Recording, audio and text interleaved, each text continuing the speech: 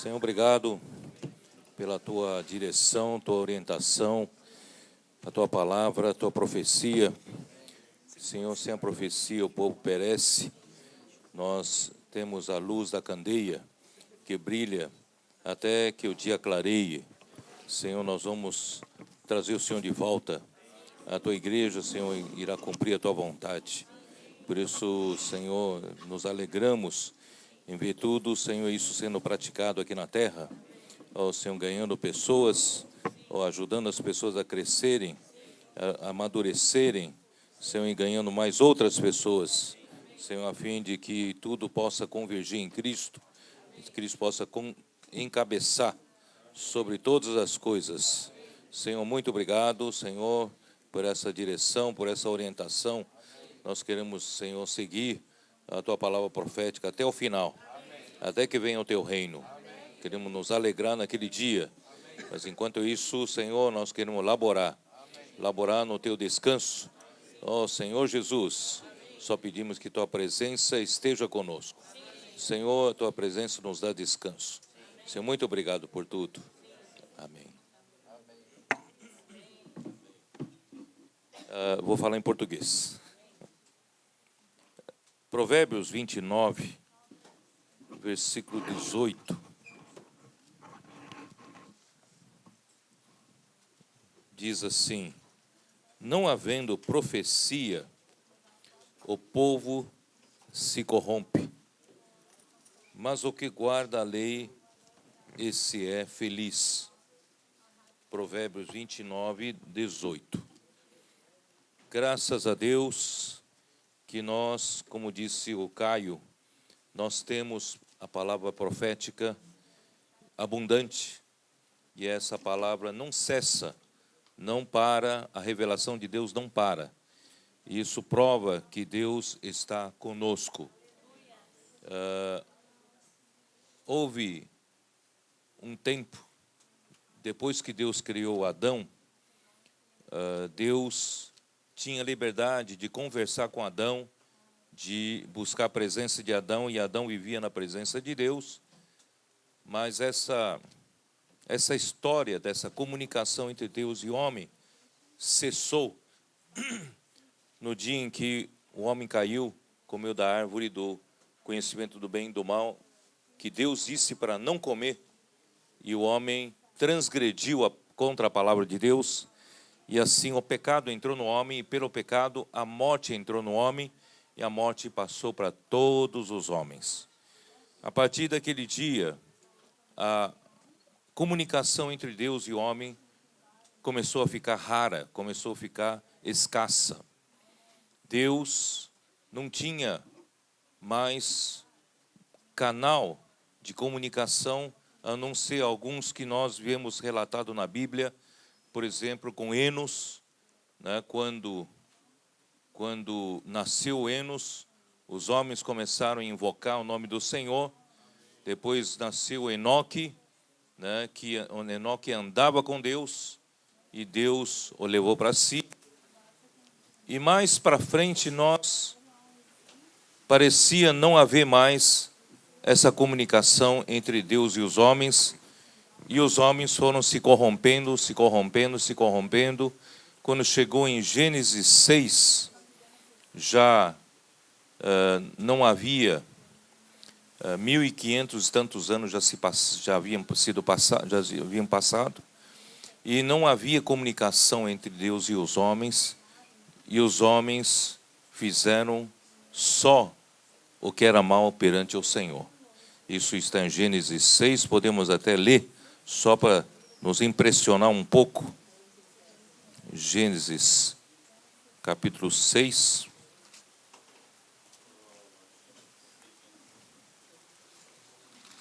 Senhor Jesus. Gênesis 6, versículo 3, diz assim: então disse o Senhor, o meu espírito não agirá para sempre no homem, pois este é carnal, e os seus dias serão 120 anos. Só aproveitar para informar os irmãos que nesse período, desde Adão até o dilúvio, até o tempo de Noé, os homens viviam em torno de 900 anos de idade. 900 anos, tá? E depois de Noé, os homens, a idade média começou a cair para 400 anos.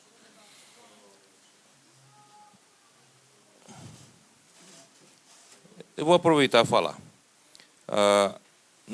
O homem precisava de viver 900 anos nos primeiros tempos, que, na verdade, né, esse tempo durou mais de 1.500 anos. Por quê? Número 1, precisava o homem gerar muitos filhos e filhas para encher essa terra. Porque todos os homens e mulheres que mais tarde se casaram e formaram famílias, saíram de um só, de Adão e depois da Eva. E então precisavam reproduzir, multiplicar muitos homens e mulheres para que pudessem encher a terra. Portanto, precisava essa idade toda.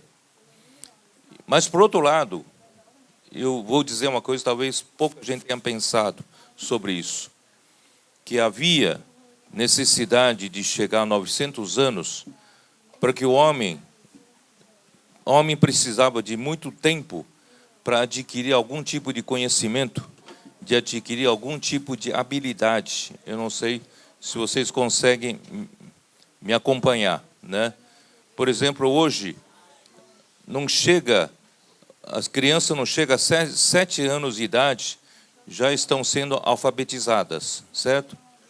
E logo entra no jardim de infância e depois na escola fundamental.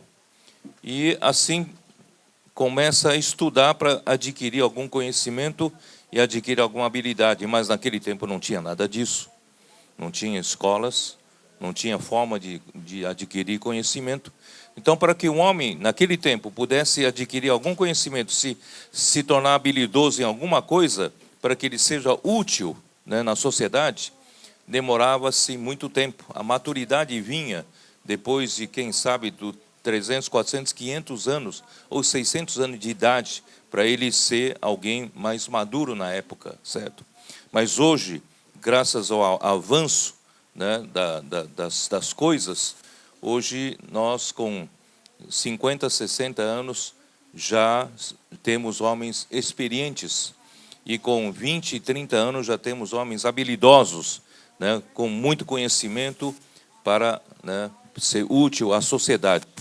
Portanto, a rapidez, porque eu vou usar isso para falar sobre trabalhadores de última hora, tá?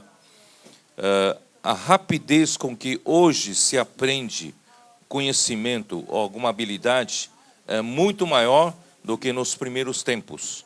Nos primeiros tempos as coisas levavam muito mais tempo para se chegar no mesmo ponto que hoje se chega, tá? Isso aí é uma palavra de parênteses, depois eu vou voltar a falar nisso, tá? Bom, então, em Gênesis 6, no tempo de Noé, versículo 5, viu o Senhor que a maldade do homem se havia multiplicado na terra e que era continuamente mal todo o desígnio do seu coração. Veja só, o homem que foi criado à imagem de Deus, conforme semelhança de Deus, e o propósito de Deus ter criado o homem é um propósito nobre, glorioso. Deus fez o homem à sua imagem e semelhança. Na verdade, Deus queria fazer do homem a sua própria glória, como já falamos em algumas mensagens. E o homem era para ser saturado com a vida e natureza de Deus, para que no fim o homem possa crescer e amadurecer e no final ser como Deus é em vida e natureza. Aleluia. Esse é o propósito nobre de Deus, mas o homem não conhecia o seu coração porque não tinha palavra, não tinha profecia. E quando não há profecia, não há direção, não há orientação. Então o que tinha no meio dos homens caídos, depois que o pecado entrou no homem, era só maldade, corrupção. Versículo 5. Viu o Senhor a maldade do homem se havia multiplicado na terra, e que era continuamente mal todo o desígnio do seu coração. Então se arrependeu o Senhor de ter feito o homem na terra, e isso lhe pesou no coração. Versículo 11. A terra estava corrompida à vista de Deus e cheia de violência. Vou ler de novo esse versículo. A terra estava corrompida à vista de Deus e cheia de violência. Viu Deus a terra, e eis que estava corrompida. Deus olhou para a terra e viu que estava corrompida, porque todo ser vivente havia corrompido o seu caminho na terra. Por isso Deus resolveu dar cabo à raça humana. Mandou dilúvio, matou a todos, com exceção de uma só família, a família de Noé, 8 pessoas. Eles foram preservados para dar continuidade ou para dar um novo começo, uma nova chance para a civilização humana. E assim foi. Tá? Ora, mas o homem não tem jeito. O homem é corrupto por dentro. Assim que Noé saiu da arca, através dos seus 3 filhos, eles começaram uma nova civilização. Quando apareceu o Deus da glória, apareceu a Abraão no Ur dos Caldeus, na Mesopotâmia, isso não tinha muito mais, não era em torno de 400 anos. Porque entre o dilúvio e o nascimento de Abraão foram 352 anos exatamente.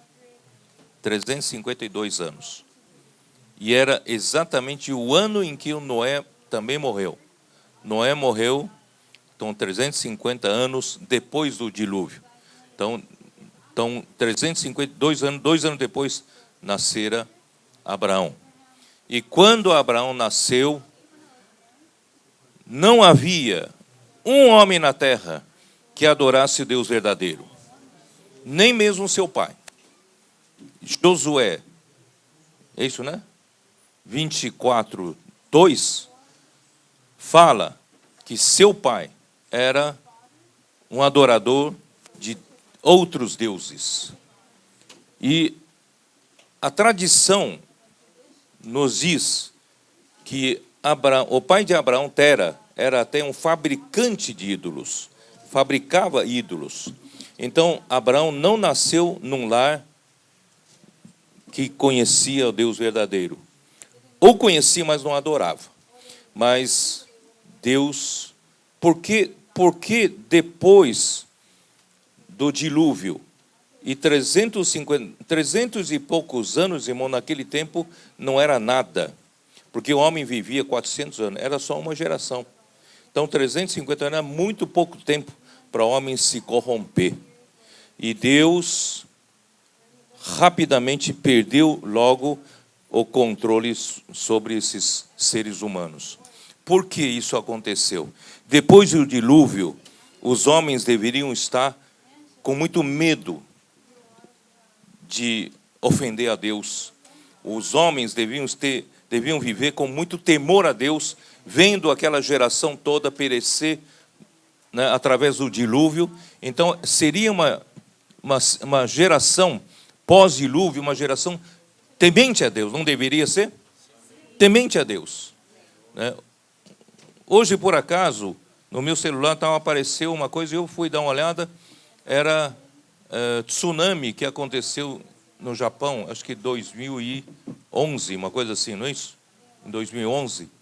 E as pessoas que filmavam aquilo com aquelas ondas gigantescas arrastando carros e casas, E os homens que estavam ali de cima olhando, morriam de medo. O que está acontecendo? Né? Então, assim, os homens morriam de medo. Imagina, pós-dilúvio, como estava, né, o ânimo das pessoas. Morriam de medo de Deus, de muito temor a Deus. Mas por que em 350 anos tudo isso se perdeu? O temor de Deus se perdeu. Porque surgiu um homem chamado Nimrod, aproximadamente 150 anos depois do dilúvio. Ele começou a se tornar poderoso na terra. Ele começou, para ele poder ganhar poder entre os homens, ele precisou tirar o temor de Deus dos homens. Ou melhor, dizer para os homens que não precisavam mais viver debaixo da tirania do temor de Deus. Vocês não precisam mais viver com medo de Deus. Confiem em mim. Confiem em mim, deixe que eu cuido de vocês. Eu vou dar segurança para vocês, eu vou dar alimento para vocês, eu vou dar tudo para vocês. Quer dizer, então, a partir daquele momento, foi se tirando o temor de Deus entre aquela civilização tão rapidamente. A Torre de Babel foi o auge dessa declaração de que nós não precisamos de Deus. A torre vai atingir, o topo vai atingir até o céu, quer dizer, nós vamos ser tão superior, tão alto quanto Deus. Não precisamos de Deus, né? Não precisa temer a Deus, e alguns dizem que a Torre de Babel foi até uma vingança contra Deus, para dizer que se Deus mais uma vez mandasse dilúvio, eles iam se salvar em cima da torre.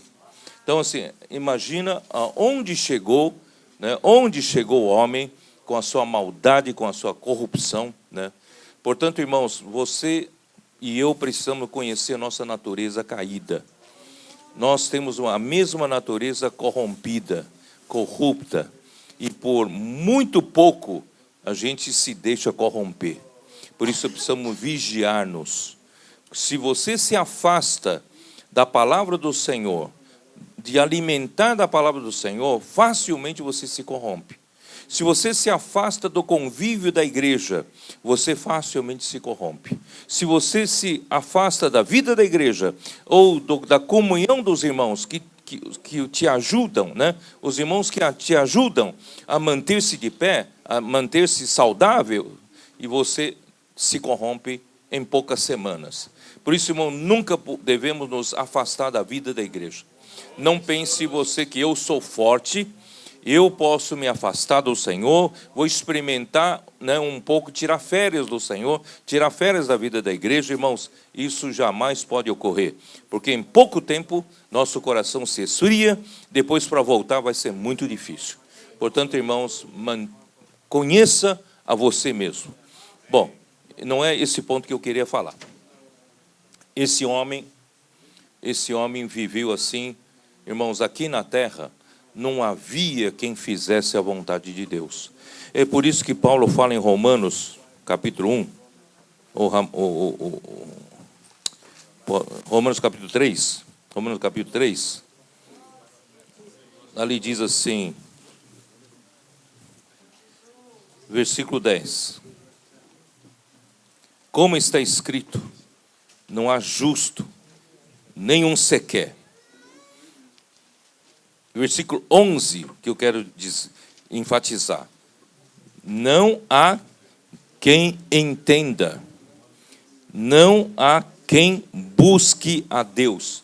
Não há quem entenda a Deus, porque não há quem busque a Deus. A geração pós-dilúvio, ninguém buscava a Deus, portanto, ninguém entendia Deus. E quando numa geração que não há quem busque a Deus, não há quem entenda a Deus, portanto, não há uma palavra de orientação, de direção de Deus para o homem se corrompe. E nós não podemos viver assim. Nós precisamos dar valor para a palavra de Deus. Se não houver uma palavra de direção da parte de Deus, irmãos, todos nós nos corrompemos, todos nós. Então, assim foi, né? E Deus, então, teve que escolher um homem. E a partir de Abraão, que ele escolheu, ele ganhou uma nação. Não tinha os tutores, não tinha os mentores, não tinha irmãos que ajudassem a ele, ele era só aqui na terra. Como ele conseguiu conhecer a Deus? Pergunto para vocês. Deus aparecendo a ele, não foi? Eu quero levar vocês a pensar desse lado, porque nós nunca pensamos desse lado. Como Abraão podia conhecer Deus se não tinha nenhuma fonte de informação? Não tinha nenhuma fonte de informação. Mas ele sabia que tinha que haver um Deus verdadeiro. Ele viu seu pai fabricar tantos deuses, tantos ídolos. Ele falou, não é possível, esses ídolos aqui não são Deus verdadeiro. Tem que ter um Deus verdadeiro, que criou esse universo. Né? O sol nasce todos os dias, né, fielmente, e a lua também sai todos os dias, e todas as coisas tem alguém controlando. E foi com esse coração puro que Deus escolheu esse homem. Esse homem foi o Deus da glória, apareceu a ele. E quando o Deus da glória aparece a você, ele sempre dá uma palavra para você. E essa palavra é profética, sabia? E nós precisamos que o Deus da glória apareça a nós. A cada momento. Essa conferência, essa noite, ou amanhã a conferência, depois de amanhã a conferência. Quando ouvimos ou falar de Deus, nós temos que não só ouvir objetivamente a palavra de Deus, mas precisamos buscar subjetivamente o falar de Deus para você, particularmente para você. O Deus da glória tem que aparecer a você. E o Deus da glória tem que dar uma palavra a você. E quando você recebe aquela palavra é para você conhecer a Deus. Abraão conheceu a Deus por Deus aparecer-lhe e falar com ele. Ele não tinha outra fonte de informação, vou repetir, não tinha Bíblia na mão, ele não tinha nenhuma outra fonte de informação objetiva, ele conheceu Deus por Deus aparecer a ele. E depois, lá em Harã, Deus, quando seu pai morreu, Deus lhe apareceu novamente e lhe disse para ele sair daquela terra. E ali abençoou a ele e disse que iria engrandecer a ele, não é isso? E assim ele foi conhecendo esse Deus. E quando chegou em Canaã, e ele em Siquém levantou um altar, ele aprendeu a levantar um altar para Deus, o Deus verdadeiro, e servir a Deus. O altar significa adorar e servir a Deus. Aleluia! Porque naquele tempo não havia um altar para Deus. Você sabia disso ou não? Todos levantavam os templos, chamado o quê? Zigurates. Naquele tempo, eles construíam zigurates, que eram templos, com várias plataformas. E a plataforma a mais elevada era para adorar a outros deuses e sacrificar a outros deuses. Não havia quem levantasse altar para Deus e invocar o nome do Senhor. Abraão foi, naquela geração, o primeiro homem a fazer isso. Levantou o altar. E depois ele se mudou para entre Betel e Ai, no monte, e ali ele levantou o altar, colocou suas tendas ali, levantou o altar e invocou o nome do Senhor. Então ele passou a conhecer o Senhor dessa forma. E depois foi para Neguebe, não suportou uma provação da fome e desceu para o Egito. E descendo ao Egito, teve que mentir para dizer que a sua mulher era sua irmã.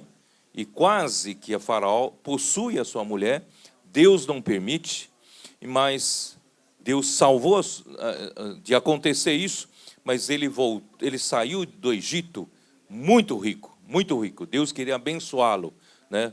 Inclusive com riquezas. Aí ele voltou para Neguebe, né? E voltou para o lugar onde ele havia oferecido a Deus, né? Levantado o altar, Deus invocou o nome do Senhor. Ali, novamente, ele invocou o nome do Senhor, levantou o altar ao Senhor. Assim, houve a separação dele e Ló, vocês sabem da história. Irmãos, ele não tinha ambição de um patrimônio aqui na terra. Ele disse para Ló: Ló, escolhe você. Se você vai para a direita, eu vou para a esquerda. Se você escolher a esquerda, eu vou para a direita. Isto é, no meu coração não estão esses bens aqui na terra. No meu coração, meu coração não está nessas terras aqui. No meu coração, eu aguardo uma pátria superior. Isso está em Hebreus capítulo 11. Né?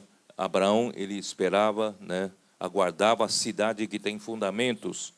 E Abraão, no final, o quê? Ele conheceu um Deus que podia fazer a Sara gerar um filho, Isaque. Depois de uma tentativa fracassada de ter gerado Ismael, Deus então aparece a ele como El Shaddai, mostrando que ele não precisava usar sua força natural, que Deus era o provedor dele.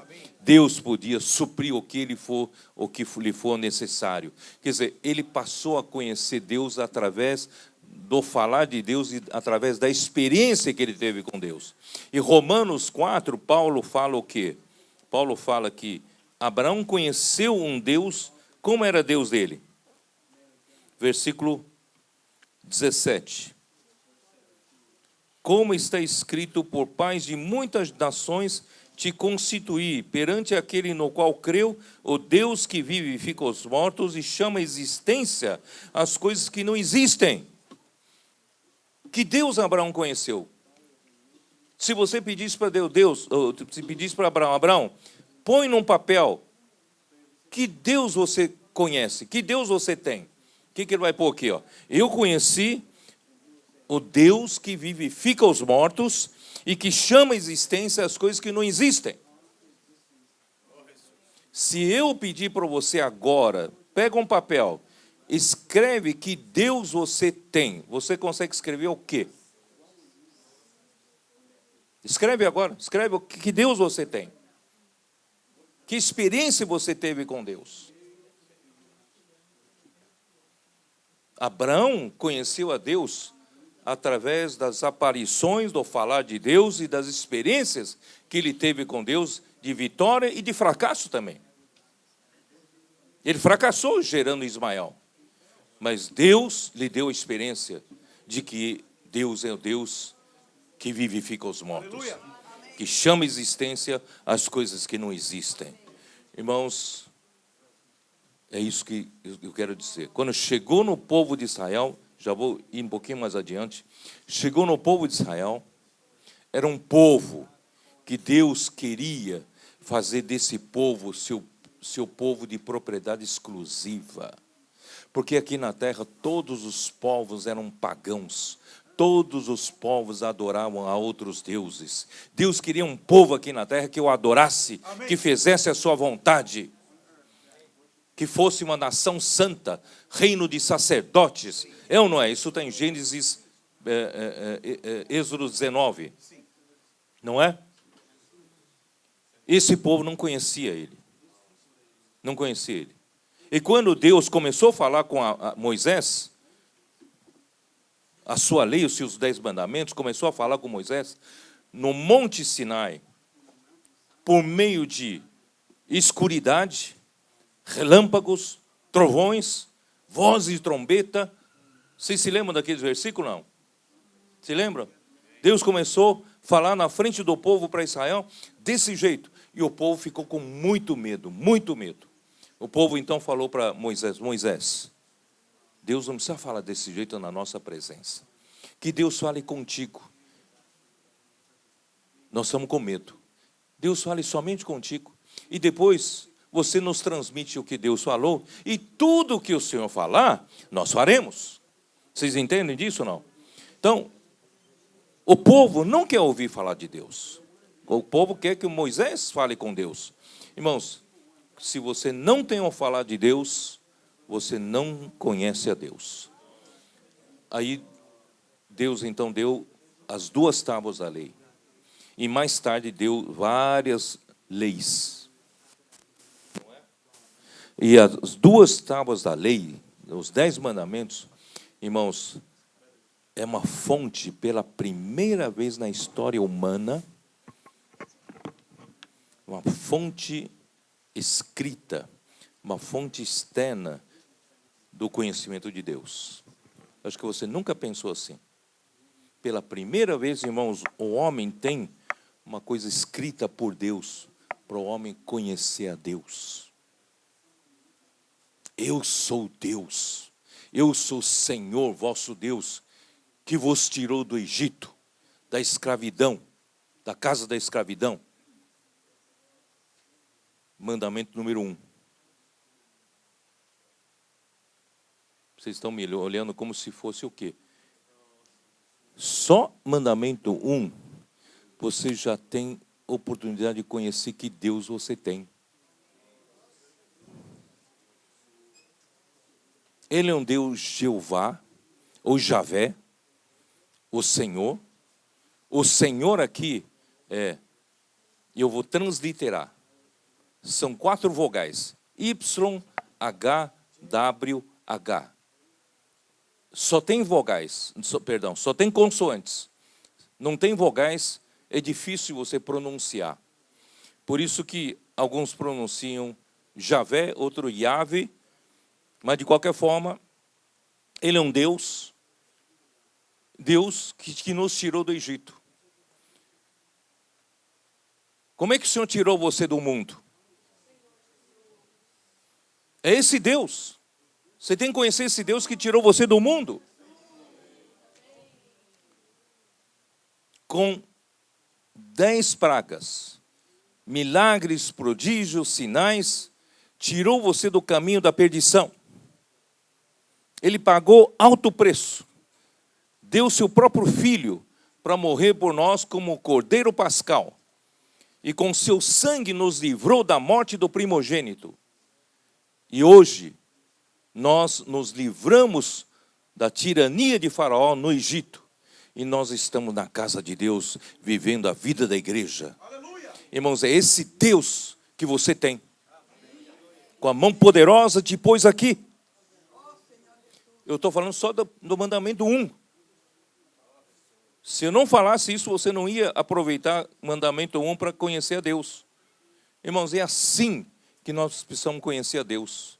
Imagina pegar a palavra profética como Caio está fazendo, né? Cada palavra é luz. Os 10 mandamentos, irmãos, são tanta palavra que Deus fala conosco, você passa a conhecer esse Deus. Por exemplo, no 2º mandamento, começa com o quê? Não terás outros deuses diante de ti. E não farás imagem de escultura, nem semelhança de... Por quê? O que é isso? É que o homem, ele gosta de coisa muito objetiva. Né? Eu tenho uma coisa na conta a pagar, a minha preocupação é ter dinheiro na segunda-feira para pagar a conta. Né? Eu não gosto muito de viver pela fé. Esse negócio com Deus é viver pela fé, é muito abstrato. Irmãos, o homem quer ter uma imagem. Uma imagem, não é? Qualquer coisa o homem que tem que ter uma imagem. Ah, alguém me falou que você precisa conhecer Rivelino. Eu nunca vi Rivelino. E eu vou pedir a pessoa, manda uma foto de Rivelino para eu conhecer, não é assim? A gente quer conhecer alguém por meio da foto. Mas Deus não deu nenhuma foto para o homem. Deus quer que você conheça do coração com os olhos da fé. Deus nunca deu uma imagem para o homem. Você já percebeu isso ou não? Por isso que muitos vão adorar ídolos, porque tem imagem. É mais fácil. Imagem fácil. Mas Deus quer que o homem tenha a experiência da fé com Ele. Daqui de dentro, do coração. Não é vendo, não é visível. Bom, vou correr mais um pouco, tá? Assim, tudo isso posso me ater há muito tempo com vocês. Mostrar um mandamento por outro, você vai ficar extasiado. Como é que eu nunca vi isso nos 10 mandamentos, tá? É que eu não tenho tempo agora, não é isso que eu quero falar.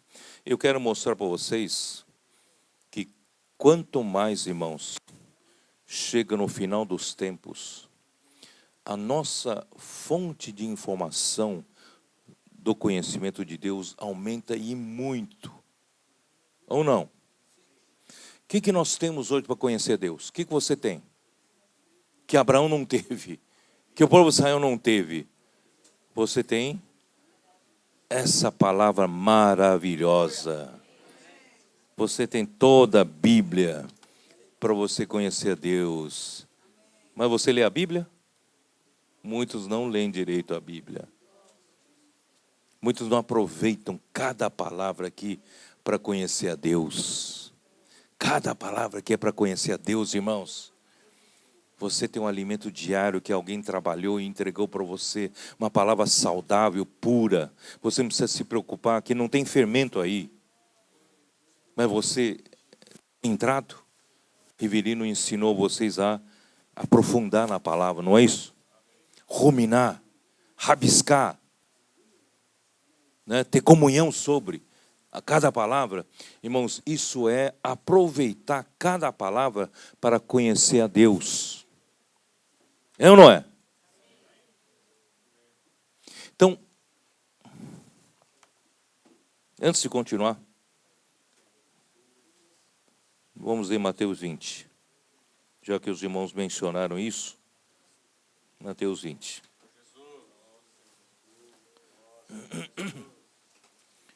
Porque o reino dos céus é semelhante a um dono de casa que saiu de madrugada para assalariar trabalhadores para sua vinha.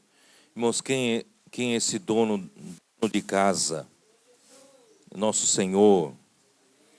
Ele saiu para assalariar trabalhadores para sua vinha. O Senhor tem uma vinha.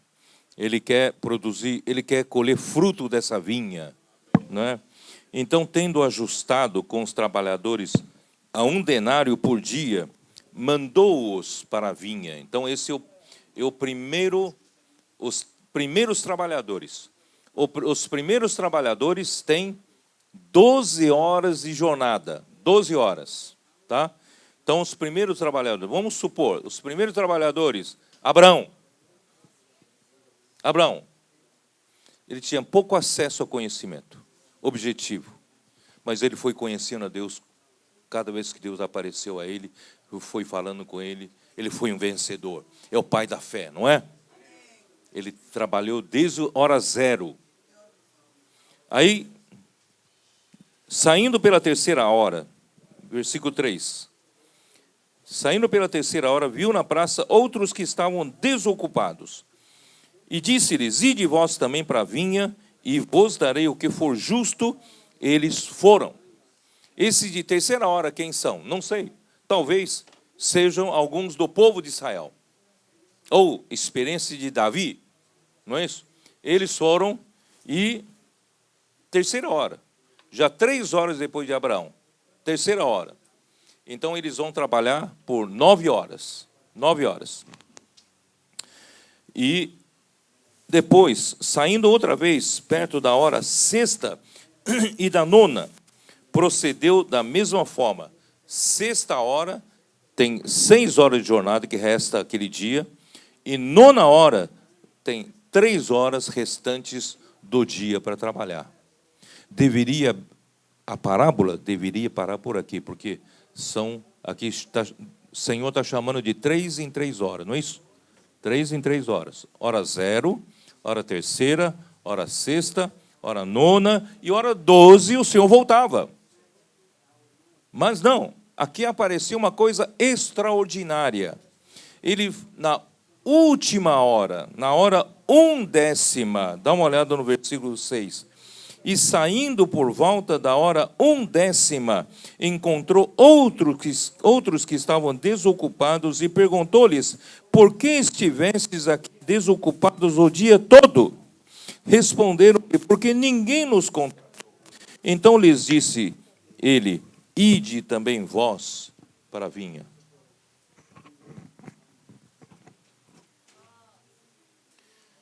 Irmãos, você e eu fomos chamados de uma forma extraordinária. Nós somos esses trabalhadores da hora 1/10. da última hora. Por que esses trabalhadores da última hora foram chamados de uma maneira especial? Sabe por quê? Sabe por quê?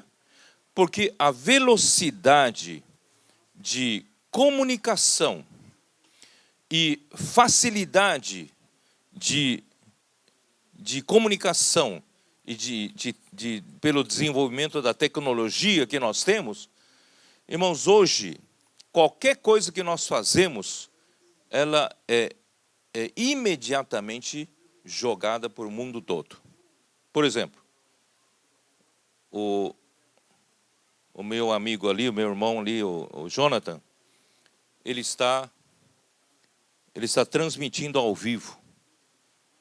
Você sabe que tem irmãos no mundo todo assistindo a essa reunião? Ao mesmo tempo, estão recebendo essa palavra profética na mesma hora que vocês estão recebendo. 20 anos atrás, 30 anos atrás, para eu ter um telefone na minha casa, lá no Brasil, era muito atrasado a telecomunicação. Eu tenho um telefone, era caríssimo comprar um aparelho de telefone, não é isso? Esse aparelho de telefone custava quase um terço de um carro, o valor de um carro, e era tão limitado, não é isso? Era tão limitado e caro. A conta era cara também, né? Irmãos, e nós tínhamos que ir para lugares fixos para telefonar. 30 anos depois, eu tenho esse aparelhinho aqui, e acho que todos vocês têm, ó. Esse aparelhinho aqui, ó. Nós nem usamos mais telefone. Tem as mídias sociais, o WhatsApp, o Telegram, como é que é? Instagram, YouTube, Twitter, Facebook. Nós temos aqui, ó, nos comunicando com o mundo todo, não precisa nem pagar conta telefônica, só o provedor, não é isso? Então, a velocidade de comunicação vai aumentando exponencialmente e chegou num ponto que, irmãos, é quase instantâneo. A comunicação é instantânea. Por isso, nós somos trabalhadores de última hora. Nós temos um poder de comunicação que Abraão não teve. Nós temos um poder de comunicação que Davi não teve. Nós temos o poder da comunicação que Pedro, João, Tiago não teve. Para Paulo viajar, fazer as suas viagens, quanto tempo ele levava de uma cidade para outra que hoje, em 2 horas de carro, onde chegava? Ele levava dias e semanas, até meses, navegando pelo mar Mediterrâneo.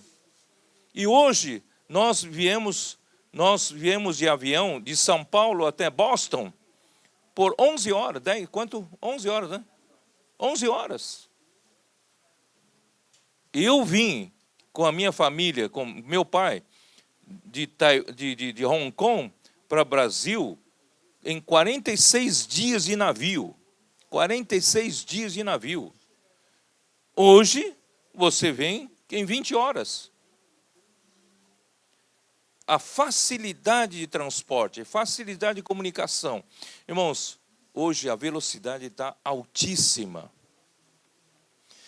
1 hora nossa equivale a 3 horas daquele que entrou na hora 9ª. 1 hora nossa equivale a 6 horas daquele que foi chamado na hora 6ª. 1 hora nossa equivale a 9 horas daqueles que foram chamados a hora 3ª. E com relação àqueles que foram chamados na hora 0, 1 hora nossa vale 12 horas.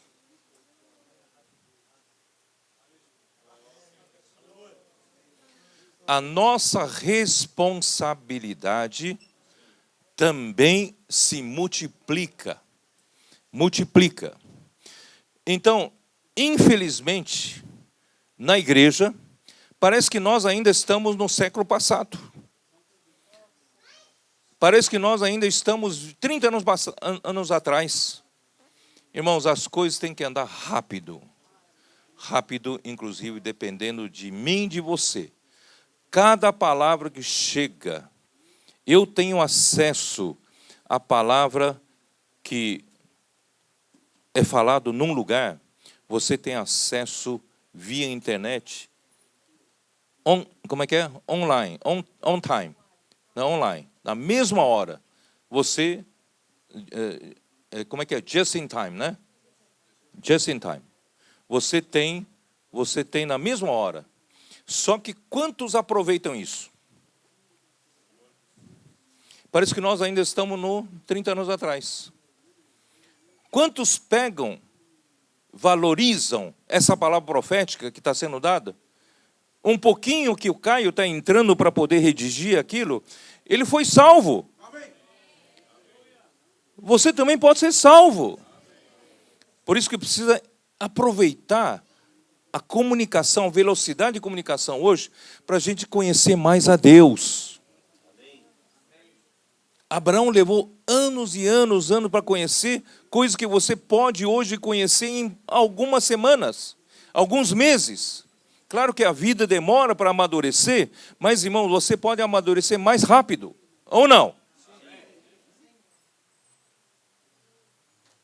Tudo isso que foi apresentado aqui, irmãos, eu dou graças ao Senhor. Isso tudo são ferramentas que nos ajudam a andar mais rápido, pregar o evangelho mais rapidamente, aperfeiçoar pessoas mais rapidamente, não é? E amadurecer as pessoas para a vida da igreja mais rapidamente.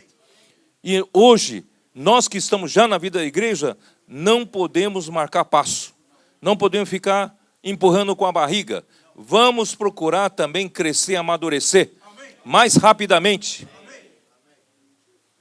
Quando nós falamos do Splunk no Unicristo, mostra que Deus preparou a humanidade perfeita para nós vivermos uma vida conjugal, né? Ginny e o Gabriel mostraram aqui o trabalho que tem com os casais. Irmãos, Deus em Cristo nos ofereceu essa humanidade perfeita para a gente viver uma vida conjugal feliz. Não sem problema. Temos problemas, mas nós temos a solução. Está no Splunk no de Cristo. É ou não é? Ó Senhor Jesus. Tudo isso, irmãos, está na palavra profética. Então, se nós hoje ficarmos ainda como o povo de Israel no deserto, murmurando, reclamando, só criticando a liderança, criticando um ao outro, ainda vivendo na fase de maledicências, na fase de inveja um dos outros, na fase de competição, na fase de quem é melhor, quem é pior, na fase de contendas, irmão, nós vamos ficar mais 40 anos no deserto. Está na hora da gente deixar essas criancices para trás. A gente buscar o que é perfeito. Buscar junto com os irmãos aqui a crescer, amadurecer, trabalhar para o plano de Deus, para a vontade de Deus ser feita aqui na terra. Viver a vida da igreja, ser frutífero, não é isso? Ganhar pessoas. E eu mesmo, né, em vez de ser um problema na minha casa, eu acabar sendo solução na minha casa. Eu e minha mulher viver uma vida mais madura do que fica qualquer coisa a gente vira as costas um para o outro. Parece que um dia nós vamos ter que enterrar no caixão de costa um para o outro, voltar um para o outro. Não, né? Nós podemos aqui na terra mesmo já viver uma vida vitoriosa, amadurecendo, né, espiritualmente. Irmãos, esses são os trabalhadores de última hora. Você foi chamado nessa última hora, não foi por acaso, porque Deus tem uma grande expectativa sobre você. Ele vê que você é responsável. Você quer cooperar com o Senhor e andar na velocidade que está andando nos filhos de Deus do último tempo, da 10ª hora. Então essa era a minha palavra dessa noite. Eu queria dizer para vocês,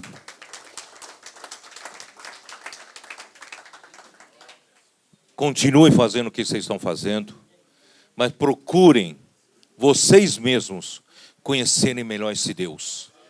Vocês que tem tantas informações externas, informações objetivas sobre Deus, vocês precisam trazer toda essa informação objetiva de Deus para a sua experiência subjetiva. Assim como Abraão não tinha nenhuma informação objetiva, tudo que ele tinha era a experiência subjetiva. O conhecimento dele, irmãos, é conhecimento subjetivo. E nós que temos tanto conhecimento objetivo, a gente torne essas coisas objetivas algo subjetiva. Irmãos, entendem o que eu quero dizer, não? Já que estamos numa velocidade muito mais rápida, então também eu tenho que acelerar esse processo de transformar o conhecimento objetivo em meu crescimento de vida subjetivo, mais rapidamente, do que eu ficar demorando anos para aprender uma coisa mínima, uma coisa infantil. Não é verdade? Não é verdade? Irmãos, não vamos ficar mais vivendo de 30 anos atrás. Vamos viver hoje também espiritualmente. Crescer, amadurecer, ser um parceiro de Deus na obra, vivendo pela humanidade perfeita de Cristo. Irmão, ter bom relacionamento com todos, para a gente poder edificar a igreja e pregar evangelho, irmãos. Aí os outros vão crer nesse evangelho, porque esse evangelho é algo que você vive. Não é algo que você fala, mas ele vê no seu casamento, não é nada disso. Você fala e vive no relacionamento aqui dentro, não é nada disso. Um irmão aqui tem problema com o outro, um fala mal do outro, irmãos. Não, nós vamos mostrar para esse mundo que é possível viver esse evangelho de alto padrão. Também numa velocidade muito maior. Que o Senhor abençoe vocês. Abençoe essa conferência que estão entrando. Amém.